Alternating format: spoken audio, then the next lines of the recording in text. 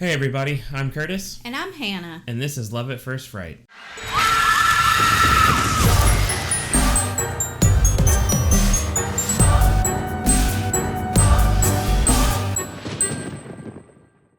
We have once again emerged from our cocoon-like structures. Correct.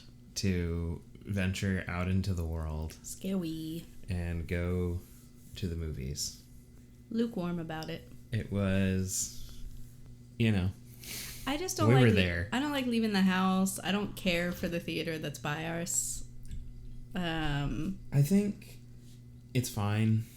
I like going to the other one, but the other one's so far. It's so far. Well, if we move, it might be closer. And they have the movies at the weirdest times. Yeah. Sorry, I had some trash in my Got some detritus. I had to get that out. That was really weighing me down. There's a straw wrapper in there. But the nice thing about the movies by our house is that they serve alcohol. So does the other one. Does the other one? Yeah, it's got a little bar. Forgot about that. Yeah. No one's ever in it. No one's ever in it, and I've never been in it. Yeah. But with this one, I got myself a beveragino. So did I. And it was called the Blue Lily. Go ahead. I got a love bug. Yeah, you got a love bug. Okay. Mine was gin based. Yours was rum based. Yeah. Which is pretty par for the course in terms of our preferences. Yeah, I feel like mine. It was good. I enjoyed it. Not great with popcorn. Mine had... Yeah, mine wasn't great with the popcorn either. I don't know that any cocktail is perfect. There's gotta be. I'm sure there's like one that nails it. Yeah. But we both got kind of fruity little guys. Yeah, we got some gay drinks. You can't just say that. I didn't say it. I just said the drinks were gay. You called them fruity. Sorry, my bad. Once again. The problematic one. Yep. Yeah. No, so we went to the theater to see the movie that we're watching. I guess we can just say it now, whatever. We went and saw Hokum.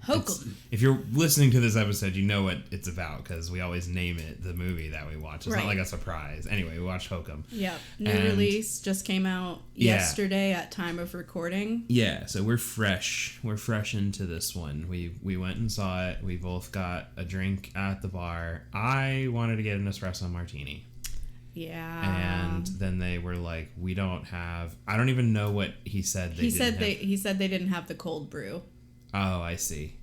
So they don't make their own like I do. I don't... Or I guess maybe not. they do. I don't know. I guess I can't make that assumption. Maybe they do and they just ran out or something like that. Yeah, they obviously ran out. They didn't make the main enough ingredient. of it. Yeah. So... They kind don't of the most they don't got like a essential. drip coffee machine back there? No, Just that wouldn't be good. Still coffee. That wouldn't be good. Not in an espresso martini. You can use a drip coffee machine. It's not about... But then it's got to cool down and like we're talking about a long process here. If you get a normal espresso martini, they pull a shot of espresso out of an espresso machine and it is hot. Yeah, but they mix it with other ingredients. That's just like getting an iced latte. They also get a shot of espresso, but it's got so much milk and other stuff. But drip coffee isn't as concentrated, so you'd have to use more of it. So it's going to mess up the ratios. It'd be fine. You'd be fine. I would be. If they gave me that drink, I would have been fine. Anyway, it's fine. I didn't get it. I didn't get that. I got the love bug, and it had banana something. Mm-hmm. I think it had majority. It had like a lot of different fruit stuff. It was almost like a tropical... fruit salad kind of vibe. There was like a lot. There was like coconut. There was pineapple. The interesting thing was you could like taste all of it. Mm-hmm. And we got them off of the bartender special, and it was just this little tiny board that looked like hand scrawled. Yeah. Like dry erase on there. And those drinks literally all looked better than the like professionally printed menus. Yeah, like the standard ones that were on there. Anyway, so we got those because we got to the theater a little bit early, and then we were like, okay, let's go get our popcorn. And it's one of those theaters that have like popped up have been around now, I guess, but where you can get like food. Yeah. Like real food, not just popcorn and stuff. Popcorn or yeah, whatever. They serve like burgers and hot dogs.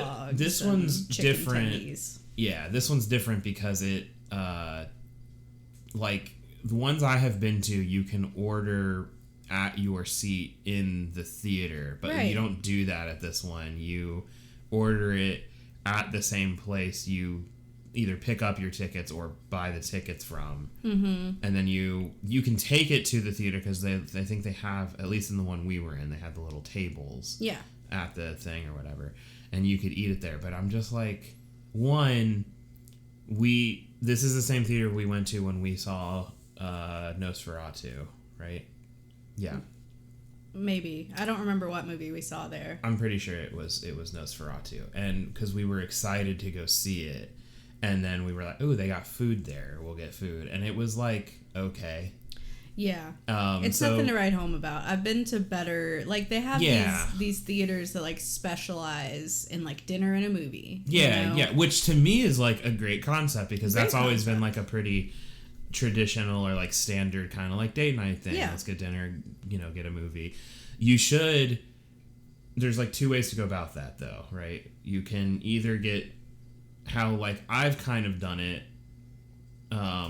in the past is getting dinner first and then you go and watch the movie. Right. But I think that's the rookie way to do it. Right. You should see the movie first and then get dinner. And then you can talk about the movie because over then dinner. It gives you, even if you have nothing else to talk about, it gives you something to talk about over dinner. Right. Now, I would say that if you are on a date, presumably with somebody like this is like a first or second date or something like that, and you don't have anything else to talk about other than the movie you just walked out of, probably not a good sign. But and you have to pair the movie with another activity because seeing a movie on a date is literally the worst date activity because you're not spending any time together. You just sit next to each other explicitly in an environment where you need to be quiet because other people are trying to watch the movie, which I've actually done before. Like, I've been invited on a date that's like, want to go see this movie? I saw Looper on a date. That's wild. And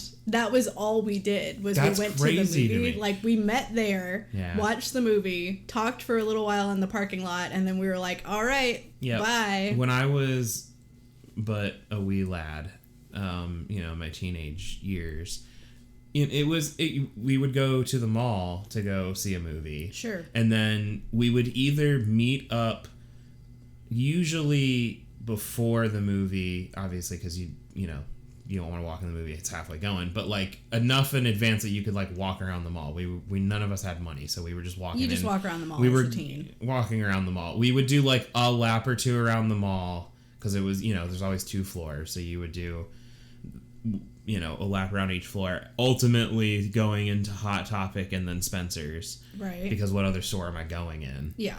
And then I used to love Earthbound Trading Company. Oh, we would go in there too. I loved Earthbound. We would go in there too. Man, malls. bring me back. Yeah. Anyway, but we would do that, and then we'd go see the movie, and then like that's when everyone would go home because that's your parents would come get you curfew. Mm-hmm. I'm not. Whatever, if you had one or whatever. We were in a household where it's like, movie ends at 9:30, my mom's there at like 9:35. Yeah. Calling me. I didn't have a curfew. Yeah. But my parents also didn't really keep tabs on me. Yeah. So. But anyway, but then sometimes we would do the thing where like, if you planned it right, you go see the movie first and then you would like hang out with your friends. But I've done plenty of like dates where like you go see a movie and either before or after you get food. It was usually before we got.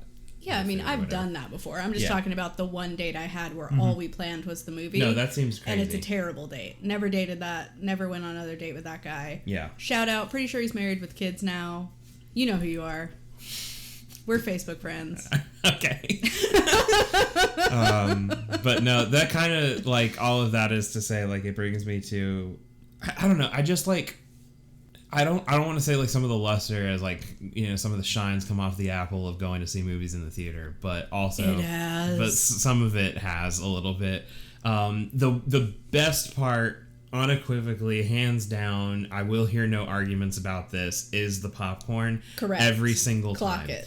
We have tried all sorts of different home, popcorns or whatever. We need to just buy some Flavor Call. The Flavor Call, we really need, because that's like the one thing we haven't tried. But I still think it's not just the Flavor Call. Like, it's also like the butter. Yes. The melted butter. And like, I've tried buying that like popping and topping oil stuff, and it's closer. But it's not the same. It's not the butter flavor.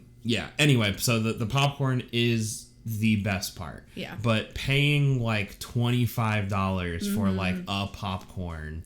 Right. And a drink. And a drink is like wild. And then on top of that, like, so whatever about that part of the experience. I still enjoy the popcorn, right? Yeah. Like, it was just an expense that we were going to have. But then, like, it's like every time we go to the movies, I feel like we have an experience where like somebody else in the theater was fucking around. Yeah. And it done pissed me off. Yeah. And this time I have two. I don't know what you're going to say, but the lady who was sitting next to me was pissing me off. Okay, see, you were my buffer. I heard her like one time, so I don't know what else is going on over there, but like, you can talk about your thing if you'd like. So I will say she settled down once the movie started. She settled down. So she wasn't a problem during the actual movie, but I was worried she was going to be. Yeah. Because you know how when we were watching the previews, you know how there was like a weirdly like longer than average pause between each of the trailers? It was uncomfortable. This lady is riddled, her brain is riddled with holes formed by TikTok, just like destroying her attention span and her patience. Yeah. Because every single time there would be the break between the trailers, I would just hear her talking to the person next to her. What's going on? You think it's frozen? She would wait a millisecond before she would be like, trailer would end and she's like, it's broken. It's frozen. We should go tell somebody. We just gotta get out of here. Yeah. And I'm like, just shut the fuck up. Shut up. Shut up. Have you ever existed? But this is your first day. It is not that long. Like, there was one time where it went on long. Like, the first time it did it, I also was like, okay, this is going on. Yeah, this is a little awkward. But then when it does it every time, you should have now adapted to where this is the reality that we live in. Yeah, all of us are in this together. A little extra time in the previews. Yes. Yeah. And it's really not a big deal. No, it's fine. It's just a weird flaw of the editing. Yeah, and like, or that's whatever. all it is. It's just, it was weird. But the fact that every single time she's just like, do you think it's frozen? No, Barbara. Actually, I don't. Because we're 4 previews in, so I think it's actually fine. It's we just are weird. waist deep in this experience. And it's been the same every time. Yeah. There's nothing to suggest that this time is the time it's actually frozen. Yep. What if she was right, though? That would have been wild. Anyway, she was fine for the rest of the movie. Well, that's good. But probably because the movie was actually on. Yeah, the movie didn't have any weirdly long pauses. Yeah. So, my 2 things was... so one of them happened 2 separate times, and the other one, it less pissed me off and more was just really funny. Because it wasn't during the movie, it was during like the preview part of it. The thing that happened twice was, and it was 2 separate people. There was behind us, we were the first ones into the theater, so we found our seats, we were fine, and then everyone shuffled in as they do, like 30 seconds before the previews start, whatever. Right. Somebody we're in like the second to last row, and then there's the last row, and people get into that, and then somebody cuts their fucking phone flashlight on for that did happen twice, not just like a second or whatever, like, oh shit, I accidentally did, like, I don't know what they were doing, but like it was right between our seats and blasting me in my peripheral vision, and I kept being like looking back over my shoulder trying to like get them to get the message, like I'm the monster in the movie or whatever, right. Like trying to jump scare him or whatever, because it was pissing me off, and I was like, what are we doing? There's literally nothing you need to have your flashlight on for right now. You can have snacks in your bag. That's fine. People who turn their flashlight on to find their seat in the movie theater are the weakest among us. No, absolutely. And the fact that you can't just The rest of us just squint. It's also not necessary because the numbers on the seats were lit up. They're backlit, okay? And we also have ambient lighting from the screen. If your vision is that bad... Yep. And at the end of the day, honestly, even if like the ambient lighting wasn't that good, the light was burnt out in the thing so you couldn't tell. You don't turn your flashlight on. You guess which seat you think is yours, and then you wait until somebody else comes in and then awkwardly kind of shuffles back and forth between two rows, makes direct eye contact with you while you know that you're in the wrong seat, and you stare straight ahead until they come up to you and say, I'm sorry. I'm so sorry. I might be wrong about this. I think you might be in my seat. Because, like, what number do you have? Yeah, no, this is my seat. You do that whole song and dance, and then everyone gets over it, okay? That would be so much less distracting. That reminds me of when we were at the concession stand. The people in the line next to us, because there were, like, 3... cash registers where you could be served. Yeah. There was a group of 3 young ladies. Oh my God! Yes, I forgot about this. Who were like, "Oh, we need to pick out our seats." I don't know what movie they were seeing. It wasn't the movie we saw. No, doesn't matter. Nope. They were probably seeing The Devil Wears Prada 2. Now that I'm thinking about it, probably. Yeah.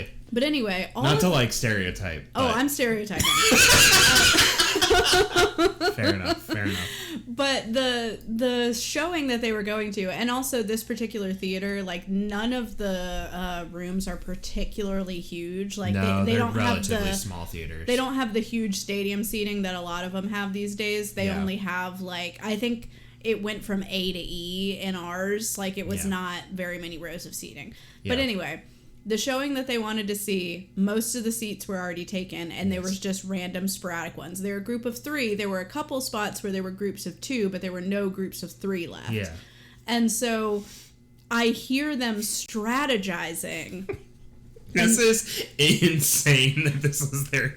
And they're saying stuff like, well, what if we buy these 3 seats, random seats, by the way, that are just sort of scattered, and then we go up to somebody and we ask them to trade with us so that we can all sit together. Yeah. Or we buy a group of 2 and then 1 random seat, and then we ask if people will move down. Yeah. So that we can all sit together. Yeah. And I'm like, hey, fuck off with that. Yeah. Like, the level of entitlement of being like, oh, we'll just buy random seats and then ask somebody else to sit in random seats so that we can all sit together, because it's important that we sit together. Yeah. And it's not important that the people who bought their tickets in advance to sit together. The husband and wife that have like 5 kids and this is the one date night they've had in 6 months. I don't care if they get to sit together. No, it doesn't matter. If they Me live and my together. 2 besties. Yeah. Gotta see Devil Wears Prada 2 together. And also, to our point earlier, it doesn't really matter if you sit together. No. Because you should not be talking. No, none of you should be talking during this experience. And if you want to do that, you wait till it hits streaming and you watch it at home. Like the rest of us. Or you have a boatload of money and you rent out an entire theater, and then I don't care what you do with it. You do whatever you want, do whatever you want in that. Yeah. But I just thought that was the craziest thing I had ever heard in my life. I'm hearing these 3 people and I'm just like, this is not going to work out for you. Yeah. You're going to buy these tickets. One person is going to have to sit by themselves. You might convince somebody to move down or whatever. No.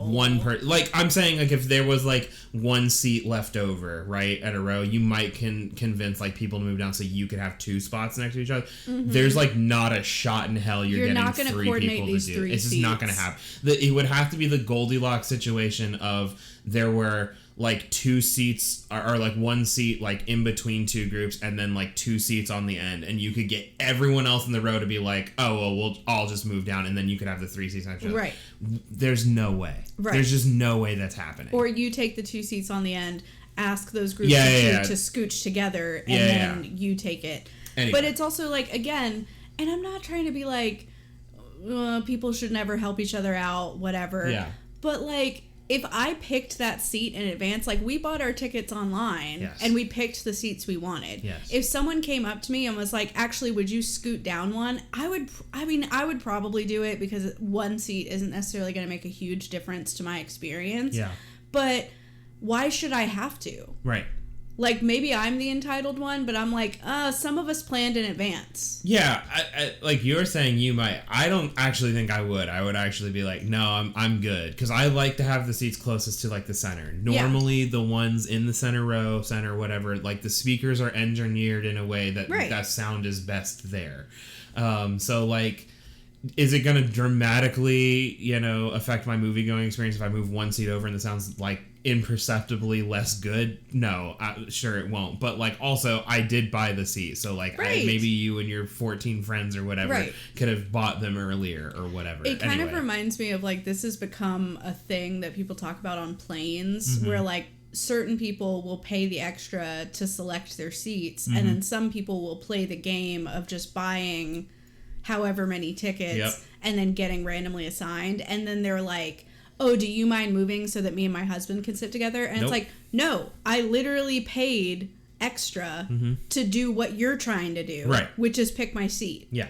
And, like, if you couldn't afford to pay extra, sorry, babe, you don't get to sit next to your husband. Yeah.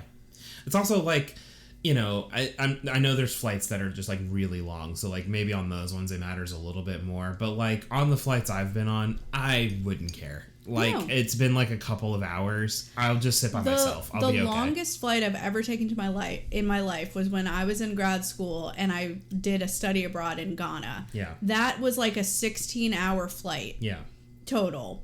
And I sat in between two strangers the entire way. Yeah. Because we all bought seats, like my class, like we all bought seats on the same flight, but they didn't buy like a pod together or anything. They just told us which flight to buy your seat from. Yeah. And so I just picked whatever was cheapest because I'm a broke grad student. Right. I sat between two complete strangers. Yeah, and it was fine. It was fine. Yeah. Was it kind of miserable because I have a middle seat and also I can't sleep on planes because I'm cursed? Sure. Like, yes. But it would have been miserable even if I had been sitting next to one of my colleagues. Yeah. You know? Yep. And again, in this context with, like, a movie theater, it doesn't matter if you're with your friends. Like, I get it. Like, you want to be next to your friends, so, like, when there's a moment and, like, you're like, or whatever, like, you feel closer to them. But you're also all watching the movie at the same time and none of you should be talking. Now, I will say, Devil Wears Prada 2, comedy, right? Right. So maybe slightly more acceptable that there's, like, some guffawing and laughter and a little bit more loud noises or whatever. Right. But, like, not in the movie that we saw. It's a horror movie. Like, the only thing that we should be hearing are, like, gasps or, like, oh my God, or, whatever. And generally pretty quiet. Occasional laughter. Yeah, because, most horror movies have some funny stuff in it. Right. Or just, like, the relief laughter of, like, oh, okay. Yeah. The other thing that happened during it that it didn't really piss me off, it was funny. It would have pissed me off if it was, like, during the actual movie. Was that it sounded like, and it was probably the same people behind us with the flashlight. Those flashlight people. I don't know when it became acceptable to fully unfold the classified sections from whatever newspaper. I'm drinking a cup of coffee and I almost spat it out. I know exactly the moment you're talking about. What are we doing? That was during the start of the movie, like when they're running like the all the production companies at the beginning. So technically the movie had started. I guess technically you're right. I was just giving it like a lot of leeway because like nothing interesting was happening on the screen yet. And this fucking person, I don't know what they were trying to do. They were clearly trying to open something. It was that classic scenario where, like, you're trying to open a bag of chips during a test or something. It's 2 a.m. You're in a paper-thin walls apartment. Yes. You gotta get this bag of tortilla chips open. Right. But it went on so long. I'm guessing it was a situation where they couldn't get it open. Yeah. And so then they were just, like, fighting for their life. Which, if it had been me, I would have just been like, I'm not eating the fucking chips. Actually, I don't need these. I'm fine. I don't get to eat M&Ms during my feature film. Yeah, it's fine. Yeah. Anyway. There's got to be something in, like, the water or the air today, because this is, like, I'm now thinking back to the rest of the day that I've had, and, like, some just absolutely insane stuff has just, like, occurred today. I was at work. We had a couple of events going on. There was, like, a graduation party happening. And very often when you have these larger parties, one of the things that happens is like the people will buy food or cater food and they get way too much. Right, because you never know. It literally happens all the time. Like, it's a very common thing where people will come out and be like, hey, we ordered like way too many pizzas. Do your staff want any? And I'll be like, yes, absolutely. So I'll take this. Your staff. Yeah. So I'll take the pizza, whatever. In this case, it was somebody who came through and they had, and I'm regretting not having any of these now, but whatever. I had just eaten from one of the food vendors that was there. Anyway, they dropped off.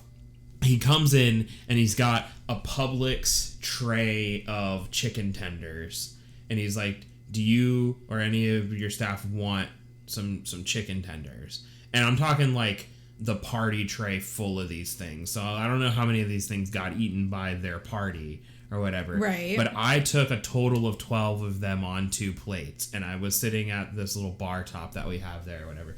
I'm sitting next to these. I'm not joking. Less than 30 seconds after this guy has left with the rest of his chicken tenders to wrap up his party and everything, some random old dude walks by, sees the chicken. I'm sitting next to them, these 2 plates of chicken tenders, and he's what he says, oh, can I get one of those? Apropos of nothing.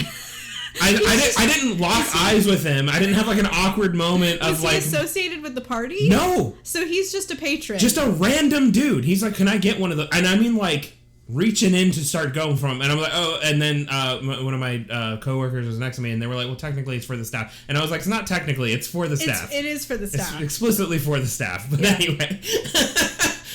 and then I'm, again, 30 seconds later, a different old guy comes up to me, puts a hand on my shoulder, and he's like, you mind if I get a wing? A, not wings. B, what are we doing? What's going on here? Why is everyone passing this chicken like I'm just giving this out to people? I've never had anyone do this. That is insane. The amount of confidence, like... I'm just trying to imagine, like, if I brought food to the brewery, to like maybe I bring a pizza because my friend group is hanging out and we bring a pizza.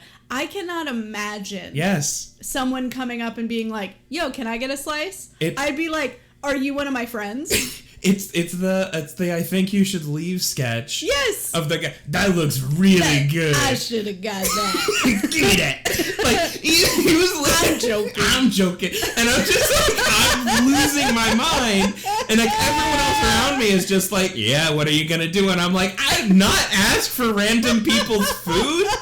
Like I get that, like, looking at the 2 plates of chicken tenders, I'm not eating all of that, right? That's 12 Publix, they're massive chicken tenders, right?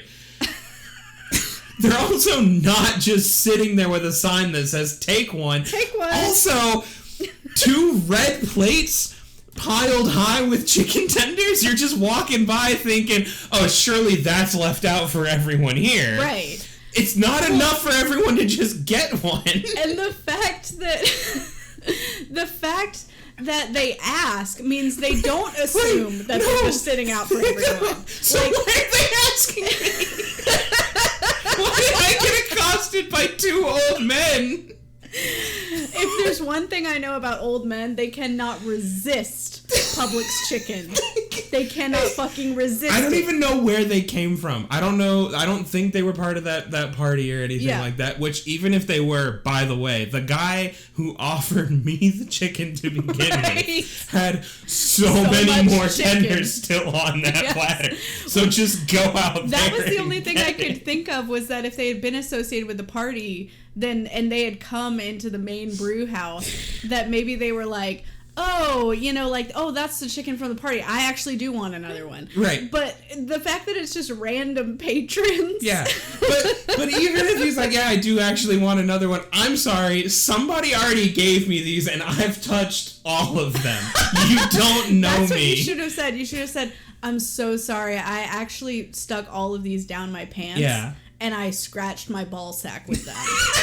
I was truly like, I have to be like going insane because like I've never experienced this before in my life. It was wild. I love the number of like I can't believe, like, one time is like kind of a humorous story. The fact that it happened, I'm not joking, within 30 seconds of each other has got to be the craziest shit I've ever experienced. Just a weird day. It's a really weird day. Anyway, we should actually talk about the movie. Yeah, we're like 30 minutes deep. Yes.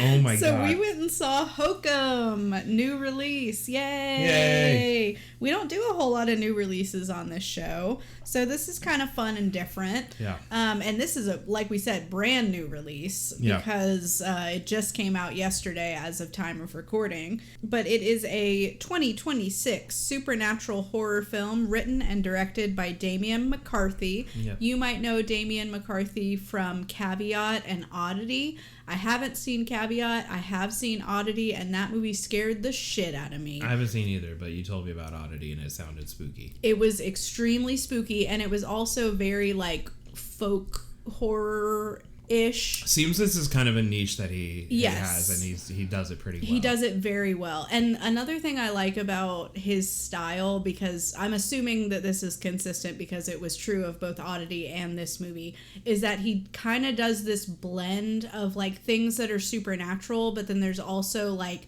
a B plot of just, like, human on human, like, crime. Yeah. That is separate from the supernatural elements. It's supernatural, kind of like unreal, but then it's paired with very grounded, like real scenarios of like human on human crimes or, you know, betrayals or whatever. Yeah. That is, it's really cool. He managed to weave that into the original, into Oddity as well. Yeah. And then this movie very much had that going on too, where you had kind of these A and B plots happening that really made it interesting the whole way through. Let's talk about the cast. So we have Adam Scott. Yep. You're probably familiar with him. I love that he did this movie. Mm-hmm. I hope that we're going to see more horror from him in the future. I'm pretty sure he was in a Hellraiser. Was he? I think so. One of the... Well, he's also, of course, in Krampus. We know that. Yeah. But yes, Adam Scott as Ohm Bauman, Peter Coonan as Maul, David Wilmot as Jerry, Florence Ordesh as Fiona, Michael Patrick as Fergal, and Will O'Connell as Albie. Will O'Connell also portrayed Jack the Jackass, which is like a children's show character in the TV and like a couple different parts, so he was playing double duty there. Those are the main people in this.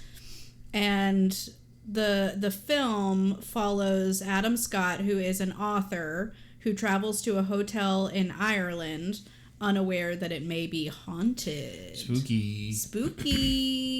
Yeah. It's pretty good. It is, like I said, it mixes that kind of like supernatural, almost like, I mean, it is folklore. It's like Irish folklore. Yeah, it relies a lot on Irish folklore. Which is cool because, I don't know, I feel like, you know, like other movies do folklore stuff, but I think it's fun when you can like drill down into kind of a very specific and like kind of tighter thing. Yeah.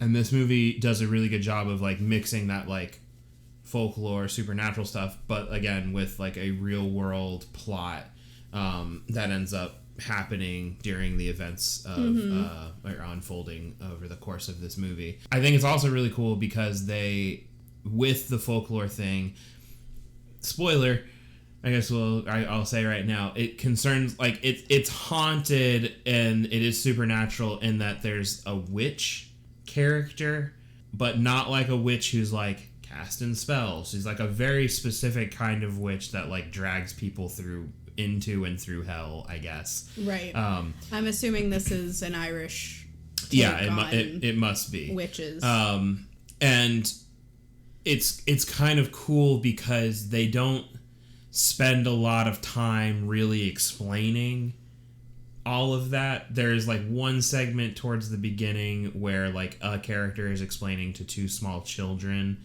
to like as a punishment kind of a thing and kind of to scare them. We don't get any more background on like what the kids were doing or whatever. Right. Kind of come in media res as he's talking about this with them. That like it's very evident that like it's like Chekhov's gun, right? Like he's explaining this and you're like, okay, so there's this is what's gonna happen later in the movie, right?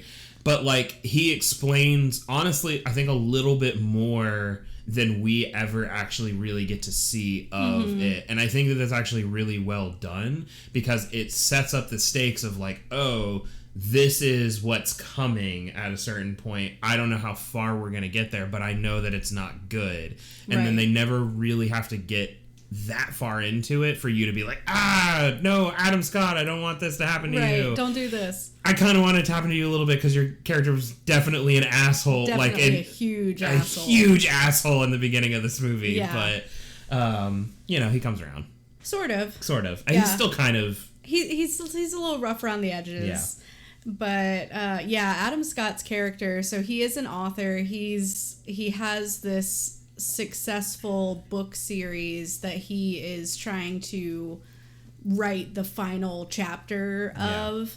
And we first see him, he's working on that final chapter, and it's a very bleak ending. Yeah. But as we get to know him, we see that like he's had a lot of tragedy in his life. He's a very, he just seems kind of maybe burnt out is a good term. I don't know exactly, but both his parents have died. Yeah. We learn later on that, his mother died in a particularly tragic way. I guess also his father died in a particularly tragic way. Yeah. So there's a lot of trauma there that seems to have hardened him.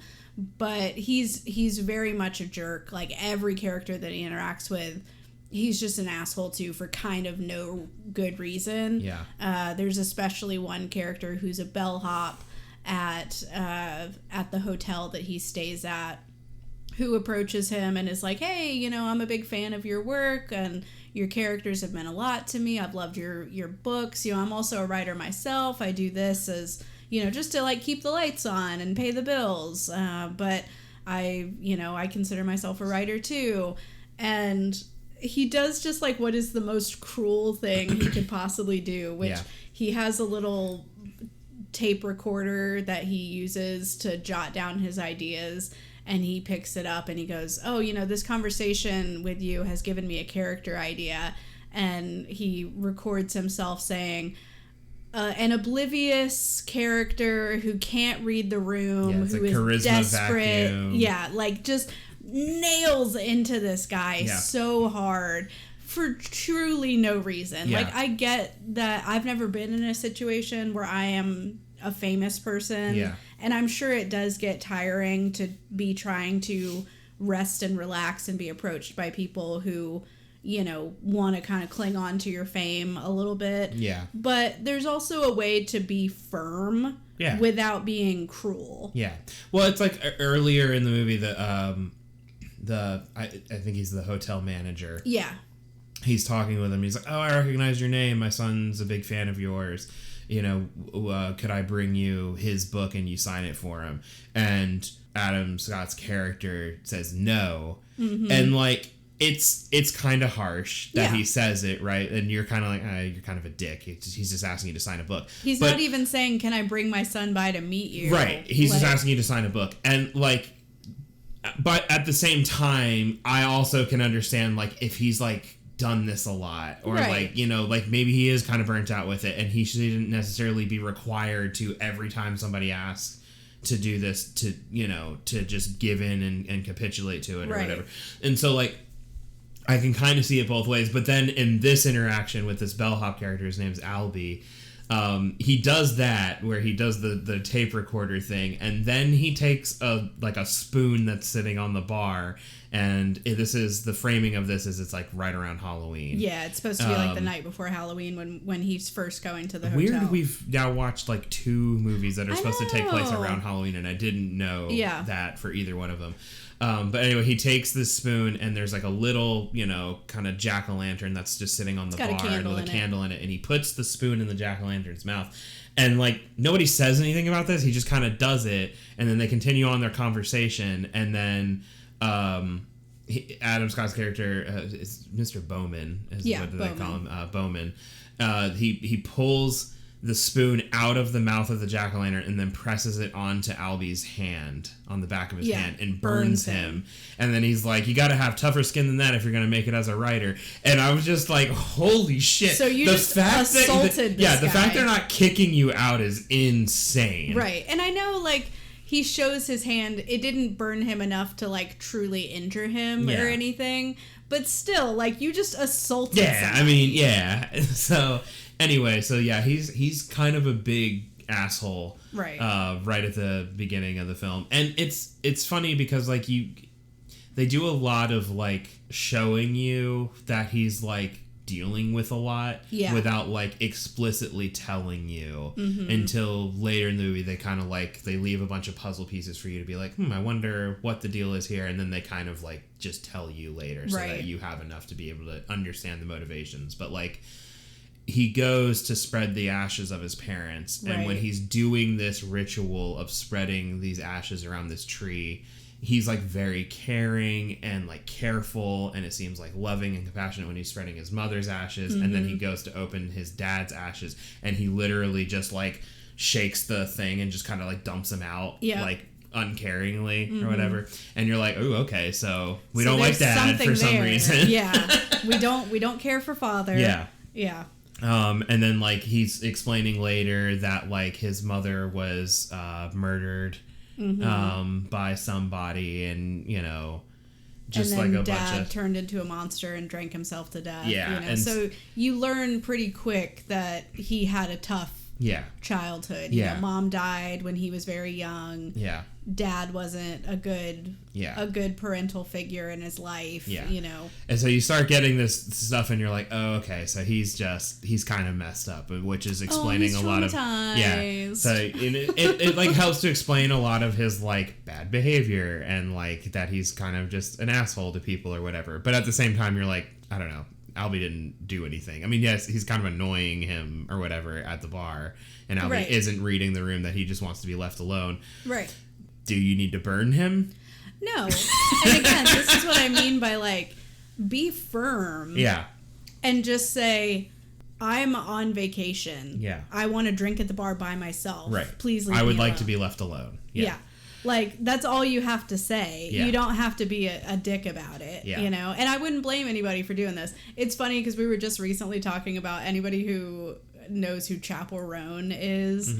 She has kind of a reputation now for, like, being a bitch, being a diva, because when people, like, approach her in public, she doesn't tend to be super like friendly and accommodating. And there was like a whole experience that happened that ended up getting like super overblown, where she was at a hotel and there was like a kid who's vaguely tied to fame. It's like her dad like used to be a professional soccer player or something. I don't even remember what he was. Someone I had never heard of until this, but apparently that kid and her parents got like yelled at by hotel security for bothering Chappel Roan, and they went online and talked about how Chappel Roan is this evil witch who hates children, and all my daughter wanted was just to say hi, and she wasn't trying to bother you, and blah blah blah.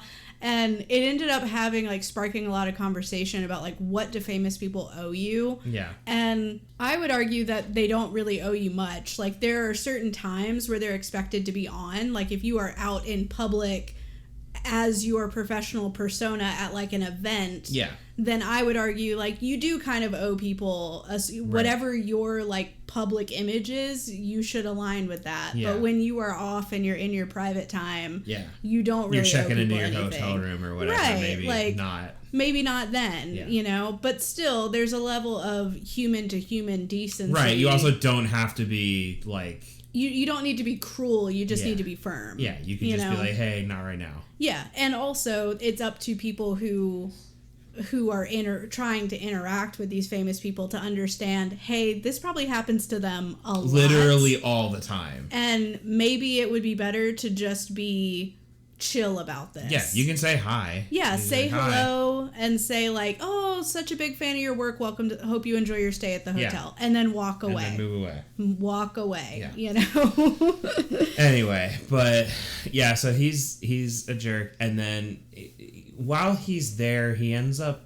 She's like the bartender. Yeah, she's the bartender. Her name's Fiona. Yeah. He ends up like, you know, talking with her and everything while he's at the bar and everything, and then series of events or whatever occur and he ends up back at the hotel a little while later and she has gone missing. And so this is kind of like starts a lot of the big mystery about this, is because he's basically been gone for like a couple of weeks and he comes back to the hotel and she's gone missing. He's trying to figure out some stuff or whatever, and this leads to this all these arrows pointing to this thing called the honeymoon suite within the hotel, which is apparently closed off because everyone believes it's haunted by a witch. Yes. And the bulk of the movie takes place in this honeymoon suite and an area that is attached to it or whatever.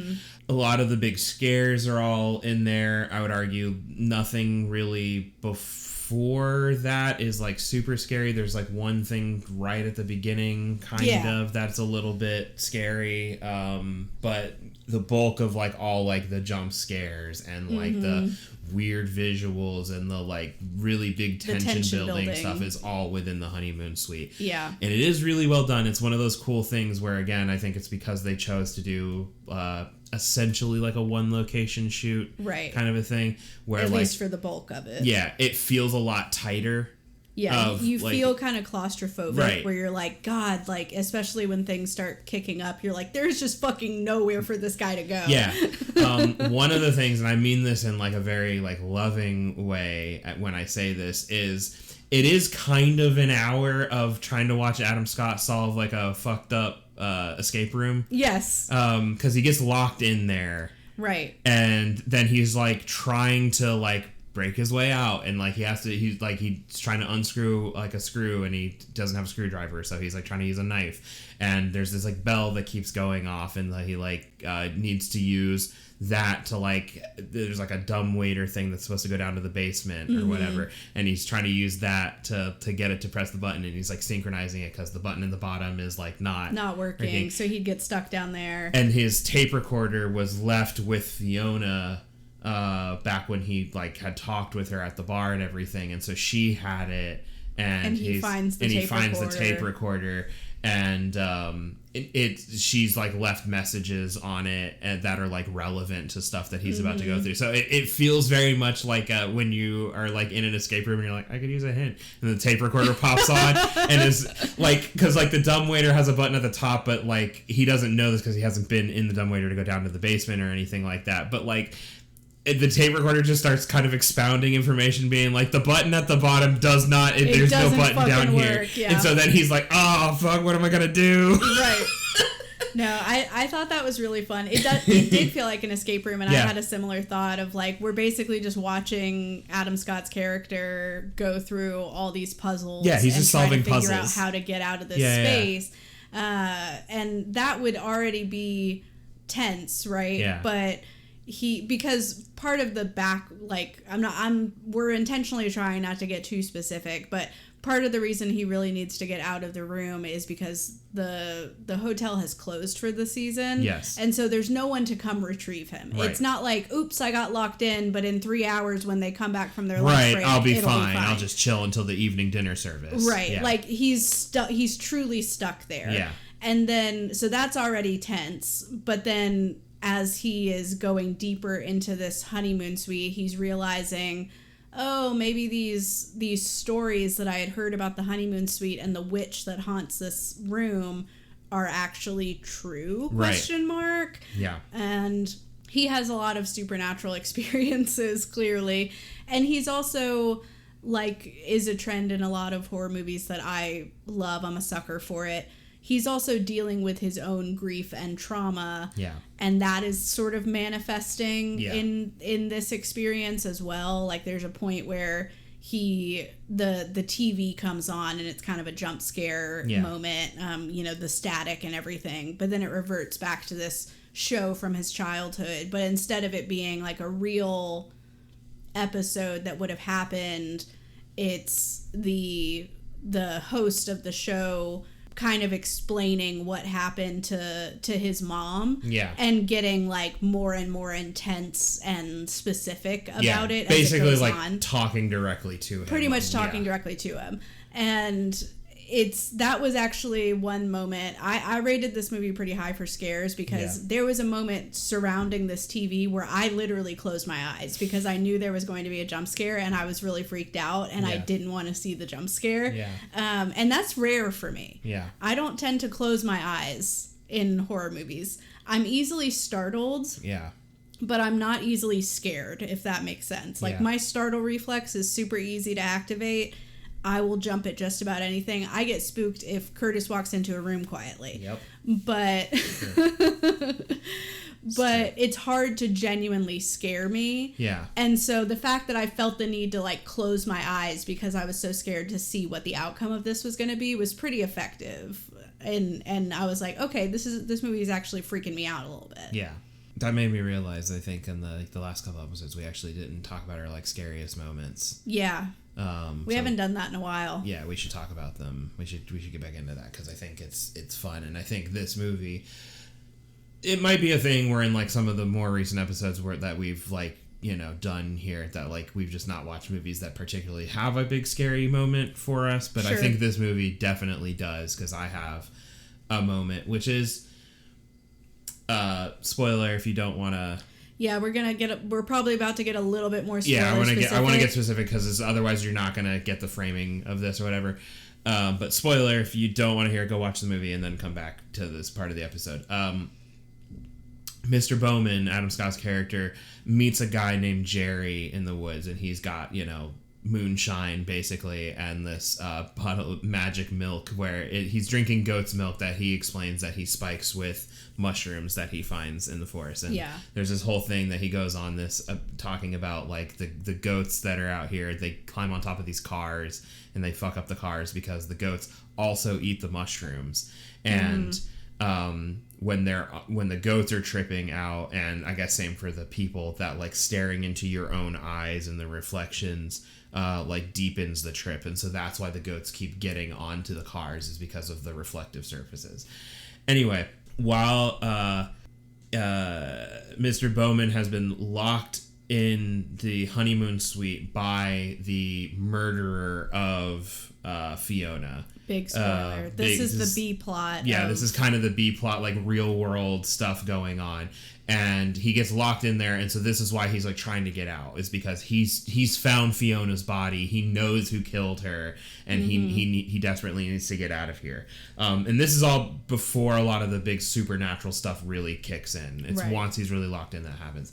Anyway, Jerry ends up breaking back into the hotel after it's closed for the season, because Jerry had an experience where he was tripping out on mushrooms, and he broke into the hotel to steal medicine that I guess gets left by guests and locked in the office. So he's broken in, he's trying to do this, and while he's there, he has an experience where he sees Fiona's ghost. So he then ends up talking to Mr. Bowman about all of this, because the police's prime suspect is Jerry, because the Garda.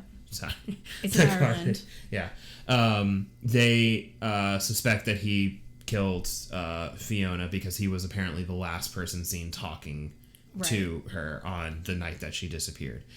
Anyway, so he breaks in with him, and Jerry ends up getting taken out by this. It's like hotel security kind of guy. I don't know what he does around there. He's like the groundskeeper, I think. I guess he carries around a crossbow fucking everywhere. Anyway, he drags Jerry out of there, but he doesn't realize that Bowman is there. Bowman is left by himself, and he goes up to the suite. And then later, the hotel manager, who is the killer, ends up showing up, and this is how he gets locked in there. Jerry escapes from I think his name's Fergal is the guy, the groundskeeper dude. He escapes from him and then goes back to the hotel, and he's like fucked up because he jumps out of a moving car. Like one of his arms, he's like limping around everywhere. Anyway, he goes up to the suite, and this is the scary moment. He ends up like, it seems like, oh, okay, we're gonna get out of this thing, and then Oh man, the manager guy, I can't remember his name. Maul. Jerry has broken open this little like crawl through door thing, and Bowman's about to get out, and then Maul pops out from around a corner. He's holding the crossbow, and they hold on the moment for just long enough so for everyone in the audience to get like a kind of gasp, because you know what's about to happen, but it's enough for you to process it, and then he shoots Jerry in the head with the crossbow and kills Jerry. And that genuinely got me so good. Because I was like, that's actually crazy, because like I was like, this guy, I think what was the reason it's so scary to me is that when I first saw all this, I was like, this is a kind of a plot hole. But then I was like, it's not, because this guy's panicking. Yes. Because Bowman went up there, he found the body, and he locked him, Maul locked him up there. Right. Now, this guy who, Jerry, who he almost convinced to leave, to go away, and he was like, I'm just gonna like send you off into the woods, you're injured, you're probably either gonna like die out there, or like the cops will get you, whatever. So I don't care, I'll wash my hands of it doesn't matter. But ends up discovering that, you know, it has somebody in it, and everything like that. So he's now freaking out about all of this. Yeah. And so he orchestrates this plan to put a heater under a desk and cover it with like a blanket, and so that it'll catch fire. So it'll catch fire. But he does that before, in my opinion, you'd actually want to do that, right? Because he's still in the building and he needs to like get, you know, to like make sure things are gonna go the way that he needs them to go. So he goes up there, he kills Jerry, and then he immediately basically like retreats. He's threatening Bowman. He's like, don't come out here, don't try to leave. Right. You know, basically I'll kill you, kind of a thing. And so he goes back down in this elevator shaft, the only way to get up there or whatever. He gets back down to the bottom, and the lock to the like gate to block the elevator is locked again, because Jerry, or maybe he didn't lock it, I'm not totally sure, whatever, it might just lock by itself. It doesn't matter, but it's I assume it locks by itself, because there's another time where they go down there and it's locked. So anyway, but so he goes back down and then realizes Jerry still has the key, and so while he's like coming back up the elevator, Bowman gets the key off of him and everything, and then he's like, oh, this guy's gonna come back to get the key. But now the heater's gone on fire, so now he's also in here and he needs to get this key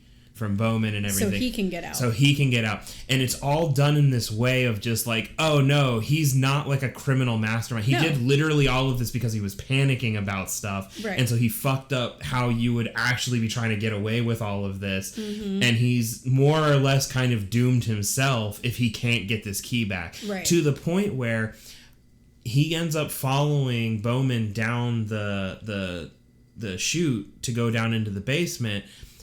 I don't know that he would know that the button down there doesn't work.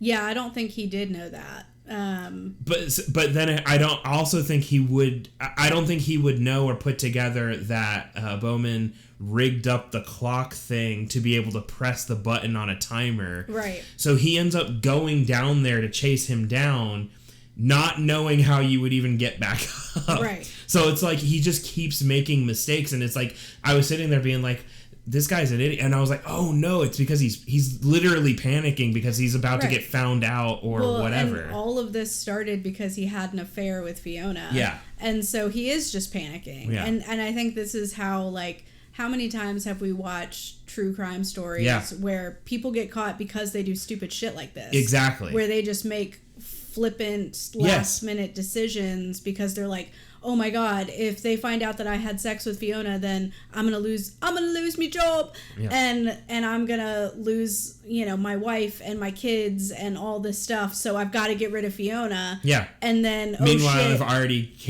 so now I've killed Fiona. So now I've killed Fiona, and now somebody knows I killed Fiona. Now I got to kill them. Yeah. Now somebody knows I'm trying to kill them and Fiona. So now I got to kill them. Yeah. and then he's like, oh shit, what do I do now? I light the whole building on fire. Right.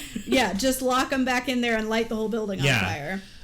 So I genuinely, like, I think that's what was, like, so scary to me about it, was because, like, that felt really, like, more real than I think, like, a lot of horror movies tend to get right with stuff. You know what I mean? Like, they always have, like, the psychotic killer who's, like, you know, terrorizing them or whatever. This guy was just a panicked...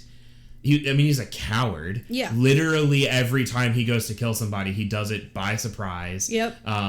He straight up drugs Fiona and then leaves her for dead in this haunted thing that he's locked her in that she has no way to get out of. Yep. I will say, Fiona... I guess he sends her down there. So maybe he does know that the button doesn't work. Because then she can't get back up. Yeah. Because otherwise he would be worried that she might ring the bell for the thing and alert people that she's up there. So maybe he must know that the button doesn't work. Which, I mean, I think just doubles up on the, like... He's not thinking... No, he's literally not thinking about it. He's like, I just gotta get down there to get this key back. Yeah. Which, I just think it was, like, really cool... like storytelling to not explain any of this at all, but for me to be able to watch it and be like, whoa, this guy is like, he's coming apart. He's literally coming apart. Yeah. So anyway, what was your scariest moment? I guess the scene you close your eyes for. The TV part scared me because I closed my eyes. Yeah. If it's not that, then I really liked the scene where when Bowman first goes down the dumbwaiter, he's kind of exploring the space because he's trying to see if he can use this, fire escape exit or whatever. And it's been bricked up, LOL. So he can't go that way and he has to go back.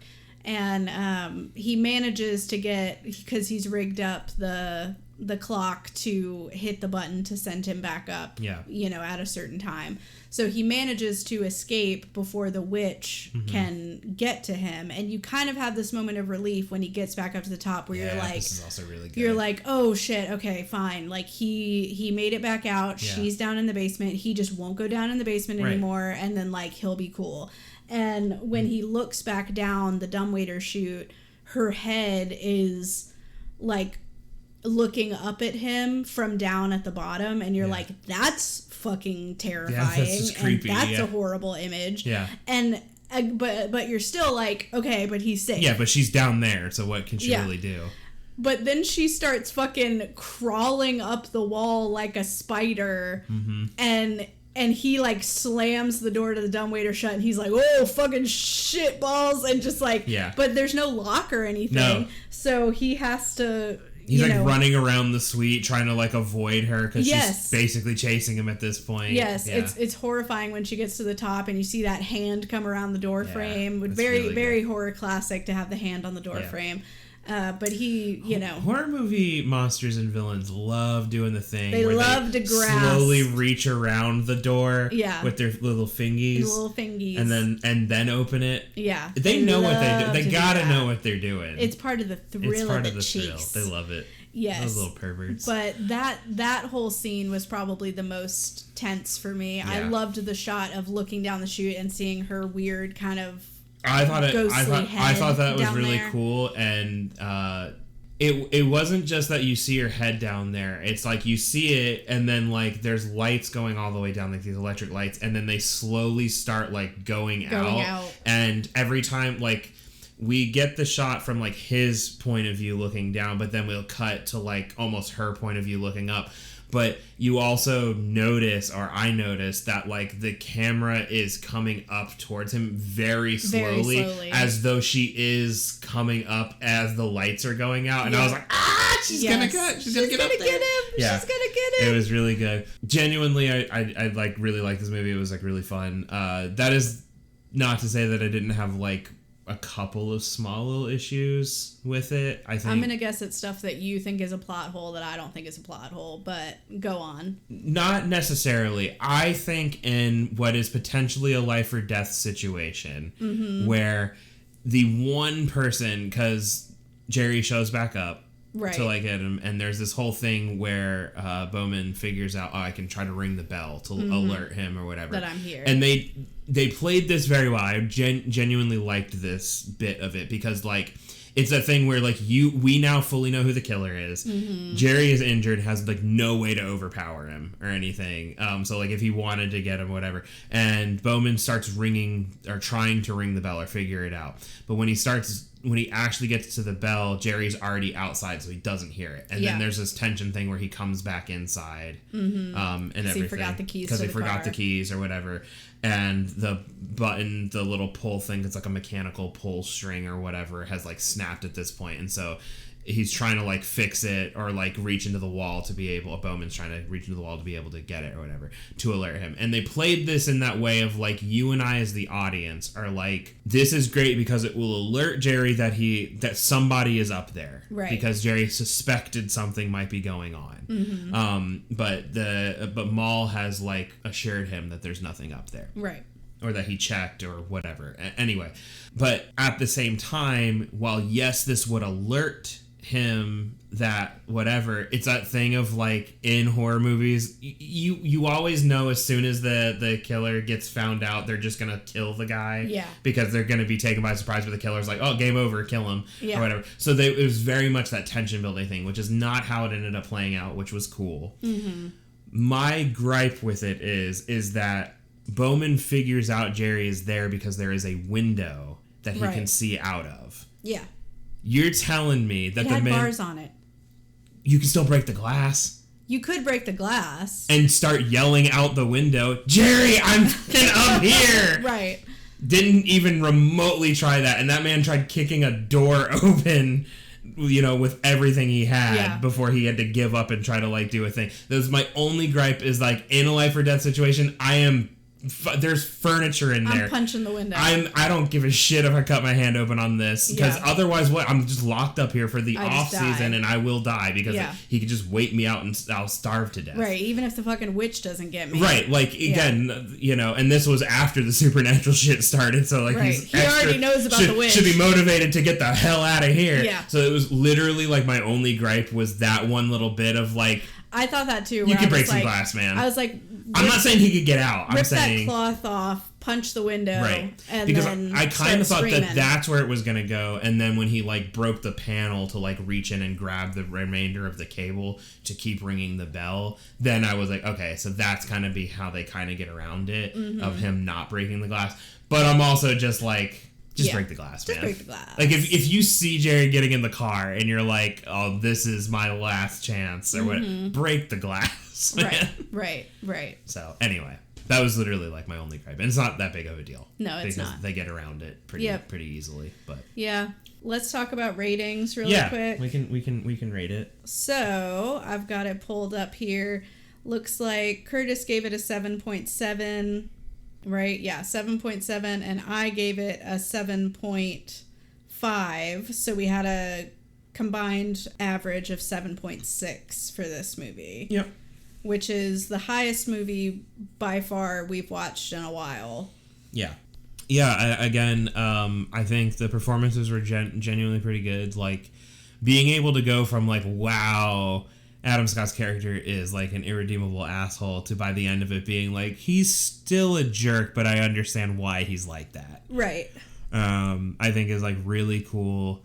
I loved the whole, like, kind of B-plot killer thing or whatever. And then, like, getting that. Yeah. I really, really, really love that. And the twists on that were just, like, really fun for it. Supernatural stuff, I think, sometimes is spooky to me and other times it's not. I think this leans a little bit more towards it's a little spooky for me, only because they do a really good job of like setting up that like if he doesn't get out, it will be bad, right? And then like making it very clear that it's about to go to that point, but we never actually get there, so it kind of remains an unknown, right? For us. So I think that's really cool. But yeah, I mean, I just think it's a fun, cool movie. Yeah, I thought it was great. I actually gave it an 8 for scares because I closed my eyes. There are movies I can think of that have scared me more, which is why it's not like a 10. Yeah. But I think a movie is pretty effective for me if I feel that kind of primal fear where I'm like, I can't even watch what's about to happen. Yeah. That's pretty scary, And of course, what scares them is different. Right. So other people might see this and they may not have that experience where they want to peek behind their little fingies because they can't quite look at the screen. Yeah. You know, maybe you're just stronger than me. Yeah. But I was genuinely freaked out. Yeah. Well, it's like, I think the things that end up scaring me the most is like, scaring is also kind of like a difficult word for me to use because like sometimes it's not like scary and more, it just it makes me extremely uncomfortable. Right. Or which is a form, or it's disturbing. Yeah, which is a form of being scared. Yeah. So I count it the same. But like one of the things I can think of, not from this movie, but that like every time I think of it, that like still kind of like fucks me up. It's from Hellraiser, yep. and it's the scene where they're like carrying like a couch or some shit, and the dad like hits his hand on like a nail or something, and it like tears his hand. His skin. Yeah. Every time I think about it, it grosses me out, and it's not even like particularly like a realistic effect. Yeah. I think it's genuinely because like I can imagine it actually happening, and so that like that extra bit of realism of like, oh, I can actually picture this, right, is what actually makes it super scary. Because like, you know, by the same token, you know, Friday the 13th, where Jason, well, it's not, it's Mrs. Voorhees, yeah. But you think it's Jason at this point, shoves an arrow through Kevin Bacon's throat. I can watch that all day and the blood pouring out and everything like that. Right. But I'm also like, I don't know, it's not that nobody's ever taken an arrow to the throat, right? Like that's happened before to people, but like I can't really imagine that kind of injury occurring to me or whatever. Yeah. So it's funny how things affect people differently because I always tend to find the supernatural stuff to be the stuff that scares me the most, even though it's the most unrealistic. Sure. Whereas things that are more real, like I might have that, you know, if there's a particularly good effect of like someone being cut or injured or whatever, I might have that like ooh kind of reaction, but it doesn't scare me at all. Yeah. And it doesn't tend to stick with me. Like you've told that Hellraiser story so many times, it does nothing for me. Yeah, I know. And that's the thing is like I know it doesn't. But supernatural stuff scares the shit out of me, even though it's not realistic. And I think it's because I go to that place of like, God, if I was in that situation, what could I even fucking do? Start like, kicking. There's a part of me that's like, if it's just a guy with a knife, I might get killed anyway. Yeah. I can fucking fist fight that guy to my last dying breath. I can kick, bite, scratch, gouge eyeballs. I can do whatever I have to do. If there's a witch or a ghost or a demon, I can't do any of that shit. Yeah. What's that movie where they get stuck in the asylum? And like the doors and shit are changing all the time. Oh man, I can't remember it. Grave Encounters. Yeah. It's like like I can fight a dude with a knife, but if that creepy ass like gangly dude that's big, like screaming at, what am I gonna do against that? That's and I'll tell you, I'm still gonna start throwing punches. Will I die immediately? Yes. But I'm going down swinging. See, and I don't think I would. I think I would be so frozen with fear that I wouldn't. You got it. But a guy with a man isn't gonna kill me. Sorry. Sorry.